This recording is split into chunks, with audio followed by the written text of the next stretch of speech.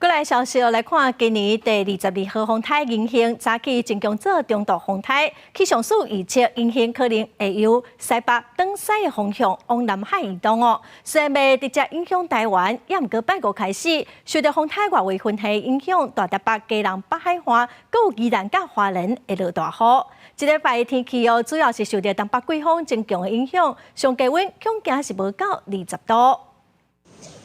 大台北早起时落时停的雨势，过路人也雨伞出门，真侪人嘛换长雨的。拜日开始，东北季风影响，北部含东北部天气感受偏凉。新北市局部地区是出现18.1度的低温，中南部早暗嘛降温，偏凉的感受会持续到这礼拜五。各地的低温到了周四清晨都有逐渐的在下降的过程，局部近山区以及空旷地区更有机会低个1至2度。因此，在这些比较低温度比较低的地方，可能来到18至19度的一个低温。每个月透早各地同款是偏凉，日时北方的冷空气减弱，但是受到今年第22号风台引向外围云系和东北季风的影响，基隆北海岸、东北部、东部地区和大台北的山区拢有短暂雨，局部地区雨势较大。气象署讲，引向风台已经增强做中度风台，预估未来经过吕宋岛北部，再个入去到南海，直接影响台湾的几率是偏低，但是未来有可能更有扰动发展变作风台。以目前来看的话，确实是有机会，因为目前在整个